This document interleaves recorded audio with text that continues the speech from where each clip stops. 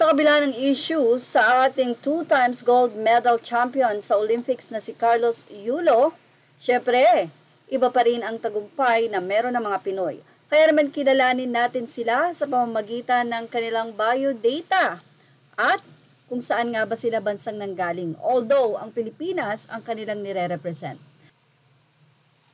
Alam niyo ba na si Carlos Yulo ang nakalagay sa kanyang biodata?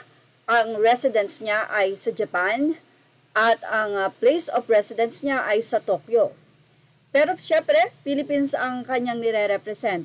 Yun nga lang, marami ang nalulungkot dahil ang sabi nila, kinakailangan pang magpunta sa ibang bansa ni Carlos Yulo dahil napakakulang ng ating mga gym facilities dito sa Pilipinas. So ibig sabihin, kung dito lang talaga aasa sa bansa natin, mahirap makipagkompetensya sa ibang bansa. So dito, Yulo Carlos Edriel, artistic gymnastic, date of birth ay February 16, 2000, age 24, gender male, function athlete, place of birth Manila, birth country Philippines, place of residence Tokyo, residence country Japan.